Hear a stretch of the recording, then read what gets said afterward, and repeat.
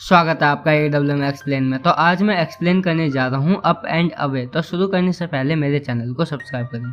Movie की शुरुआत में हम एक बंटी नाम के लड़के को देखते हैं जो कि अपनी बकरी चराने आया था। वह एक छोटे से गांव में रहता था और उसका एक सपना था कि वह अपने गांव से निकलकर बाहर की दुनिया घूमे, मगर उसके डैड को यह मंजूर नहीं था।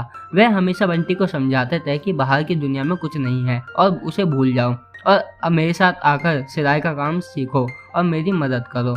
मगर बंटी जिद करने लगता है कि चाहे कुछ भी हो जाए वो एक ना एक बार तो बाहर की दुनिया देखकर आएगा। काहिल नाम का एक बूढ़ा आदमी उनका पड़ोसी था जो कि बंटी की मदद करना चाहता था, इसलिए वह बंटी को अपने घर बुलाता है और उसे मैजिकल कारपेट दिखाता है जो कि उड़ सकता था। काहिल उससे कहता है कि तुम इस पर बैठकर दुनिया घूम सकते हो, मगर इससे पहले तुम्हें मेरे लिए काम करना होगा। यहीं से कुछ दूर एक स्वर्णपट नाम की एक शहर है जहाँ पर मेरी पोती हीरा फंसी हुई है, इसलिए मैं चाहता हूँ कि तुम उसे ढूंढकर मेरे पास ले आओ। अब बंटी तुरंत मान जाता है क्योंकि उसे बाहर घूमने का मौका मिल रहा था, लेकिन वह काइल से कहता है कि मुझे स्वर्णपट का रास्ता नहीं पता।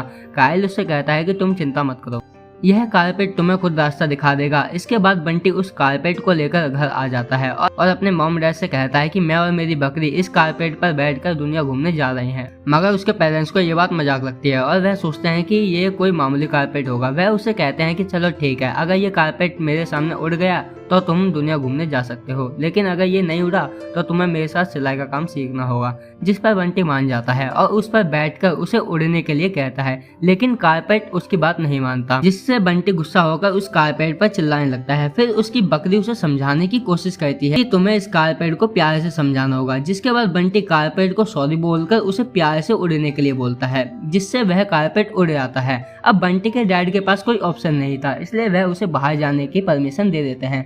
जिसके बाद बंटी अपने बकरी के साथ उस पर बैठकर स्वर्णपट की ओर निकल जाता है और वह रास्ते में काफी ज्यादा मस्ती करते हुए जाने लगते हैं और फाइनली वह स्वर्णपट पहुंच जाते हैं, जहां बंटी देखता है कि वहां के लोग बहुत ही ज्यादा गुस्से वाले थे। वहीं एक आदमी बंटी का कारपेट छीनने की कोशिश करता है, मगर तभी सुनहरी नाम की एक लड़की आकर उसे बचा लेती है और उसे अपने घर लेकर आ जाती है, जहां वह कुछ अनाथ बच्चों के साथ रहती थी। वहीं एक गुल्लू नाम का बुरा आदमी भी था जो कि इन बच्चों से जबरदस्ती चोरी करवाकर खाना चुराने का काम करवाता था और खाना लाकर ये सब बच्चे इसे देते थे।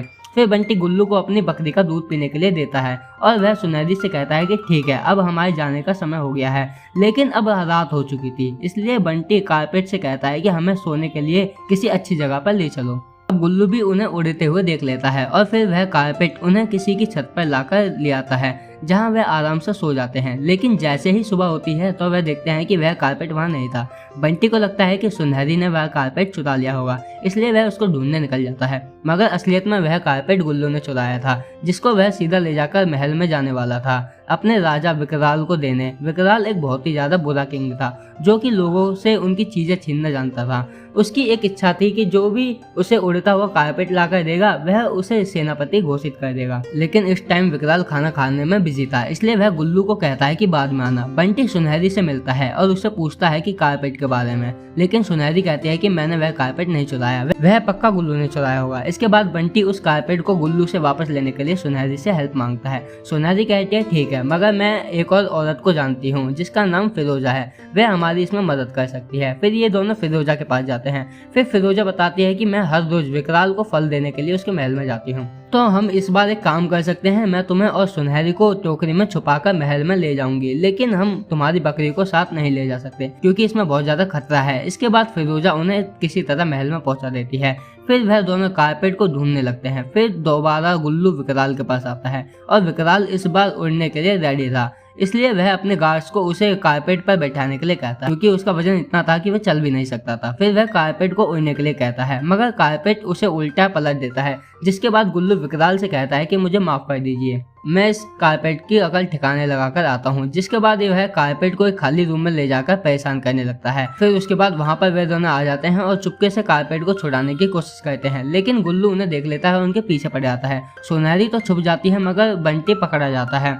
विकराल कहता है कि बंटी को मगरमच्छों के ऊपर फेंक दो, लेकिन गुल्लू कहता है कि नहीं महाराज, अगर ये मर गया तो हम इस कारपेट को नहीं उड़ा पाएंगे क्योंकि सिर्फ बंटी ही इसको उड़ाना जानता है। विकराल कहता है कि चलो ठीक है, मगर इसे थोड़े समय के लिए कैद कर लो, बाद बाद में देखा जाएगा कि इसके साथ क्या करना है। जिसके बाद बंटी को कालकोठरी में बंद कर दिया जाता है और इधर गुल्लू को किसी भी हालत में सेनापति बनना था, इसलिए वह छुपकर बंटी से मिलने का डिसाइड करता है ताकि वह उससे कारपेट को उड़ाना सीख सके। वहीं कालकोठरी में सिर्फ एक ही गार्ड था जिसको बंटी पागल बनाकर वहां से भाग जाता है। तभी गुल्लू कुछ गार्ड्स के साथ वहां सामने से आ रहा होता है, लेकिन बंटी उन्हें किसी तरह से सीढ़ियों से नीचे गिरा देता है और कारपेट को लेकर भाग जाता है। और वहां से निकलते ही वह सुनहरी से मिलता है, लेकिन महल के गार्ड्स उनके पीछे पड़ जाते हैं। वह वहां से निकलने की बहुत कोशिश करते हैं, मगर गार्ड्स जो होते हैं वह गेट बंद कर देते हैं, जिससे वह दोनों फंस जाते हैं। अब विकराल कहता है कि अगर तुमने मुझे ऐसे उड़ना नहीं सिखाया तो मैं सुनहरी को मगरमच्छों के मुंह में फेंक दूंगा। अब बंटी मजबूर हो जाता है और कहता है कि चलो ठीक है, मैं सिखाऊंगा। अब इसके बाद विकराल और गुल्लू कारपेट के ऊपर चढ़े आते हैं, लेकिन बंटी अपना दिमाग लगाता है। अब जैसे कि बंटी और वह कारपेट काफी ज्यादा फ्रेंड बन चुके थे, इसलिए वह कारपेट को कहता है कि इन दोनों को खूब मजा सिखाओ,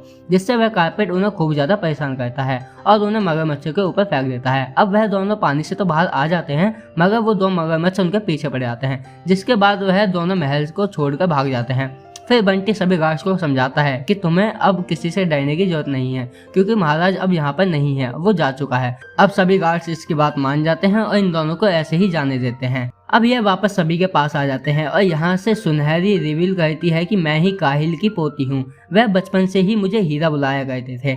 दरअसल काहिल की गलती की वजह से विकराल उसे मगरमच्छ के ऊपर फेंकने वाला था, मगर काहिल अपने मैजिकल कारपेट की वजह से वहाँ से भाग गया। अब बकरी, बंटी और सुनहरी तीनों वापस आ जाते हैं और काहिल अपनी पोती से मिलकर बहुत ज्यादा खुश होता है। जिसके बाद ये सभी रात को बैठकर खाना खाते हैं और ये मूवी यहीं खत्म हो जाती है। तो मूवी पसंद आई हो तो मेरे चैनल को सब्सक्राइब करें, कमेंट में बताना ना भूलें कि मूवी कैसी लगी। बाय।